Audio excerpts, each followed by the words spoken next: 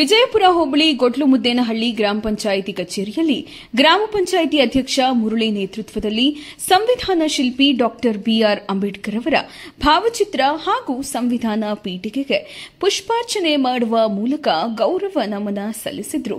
ಈ ಸಂದರ್ಭದಲ್ಲಿ ಸಂವಿಧಾನ ಪ್ರಸ್ತಾವನೆಯನ್ನು ಗ್ರಾಮ ಪಂಚಾಯಿತಿ ಪಿಡಿಒ ಮಂಜುನಾಥ್ ಬೋಧಿಸಿದರು.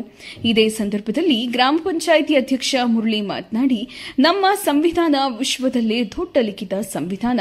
ಇದರ ಆಶಯವನ್ನ ತಿಳಿದು ಮೂಲಭೂತ ಹಕ್ಕು ಪಡೆದು ಕರ್ತವ್ಯಗಳನ್ನು ಪ್ರತಿಯೊಬ್ಬ ಭಾರತೀಯರು ಪಾಲನೆ ಮಾಡಬೇಕಿದೆ. ಸಂವಿಧಾನ ಎಲ್ಲಾ ವರ್ಗದ ಜನರಿಗೆ ಸಮಾನತೆಯನ್ನ ಒದಗಿಸುವ ಜೊತೆಗೆ ತಾರತಮ್ಯ ತೊಡೆದುಹಾಕಲು ನೂರಾರು ಕಾನೂನುಗಳನ್ನು ರೂಪಿಸಿದ ಬೃಹತ್ ಮಾದರಿ ಸಂವಿಧಾನವಾಗಿ ನಿಂತಿದೆ. ಕಾರ್ಯಕ್ರಮದಲ್ಲಿ ಗೊಡ್ಲುಮುದ್ದೇನಹಳ್ಳಿ ಗ್ರಾಮ ಪಂಚಾಯಿತಿ ಪಿಡಿಒ ಮಂಜುನಾಥ್ ಮಾತನಾಡಿ, ಸಂವಿಧಾನ ರಚನಾ ಸಮಿತಿಯ ಅಧ್ಯಕ್ಷರಾಗಿ ಡಾ ಬಿಆರ್ ಅಂಬೇಡ್ಕರ್ ಅವರು 16 ದೇಶ ಸುತ್ತಿ ಅಲ್ಲಿನ ಕಾನೂನಿನ ಸಮಗ್ರ ಅಧ್ಯಯನ ಮಾಡಿ ಅನ್ಯ ದೇಶಗಳು ಮೆಚ್ಚಿಕೊಳ್ಳುವಂತಹ ಭಾರತೀಯ ಸಂವಿಧಾನದ ಕೊಡುಗೆ ನೀಡಿದ್ದಾರೆ ಎಂದರು. ಕಾರ್ಯಕ್ರಮದಲ್ಲಿ ಸಿಬ್ಬಂದಿ ವರ್ಗ ಉಪಸ್ಥಿತರಿದ್ದರು.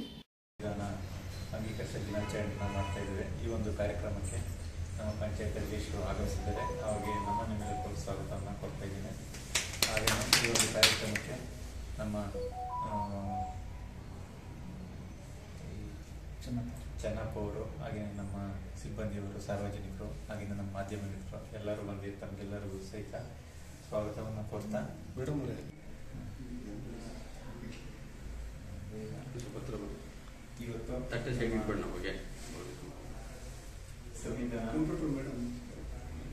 ಇವತ್ತು ಪ್ರಮೋದ್ ಬರ್ರಿ ಇಬ್ರು ಶೀಟ್ ಅಕ್ಕಿ ಹಾಕಿದ್ದೀನಿ. ಇವತ್ತು ಸಂವಿಧಾನ ಅಂಗೀಕರಿಸಿ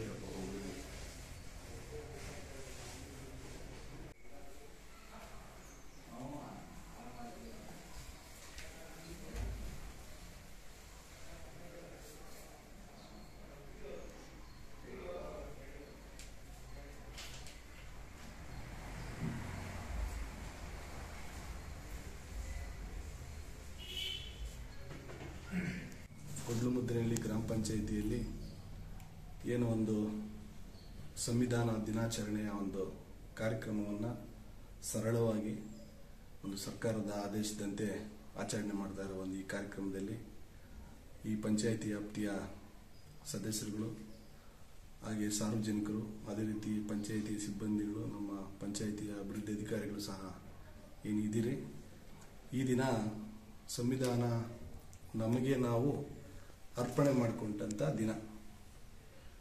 ಸಂವಿಧಾನ ಈ ದೇಶ ಏನು ನಡೀತಾ ಇದೆಯೋ ಸಂವಿಧಾನದ ಆಧಾರದ ಮೇಲೆ ನಾವೆಲ್ಲ ನಡೀತಾ ಇದ್ದೀವಿ.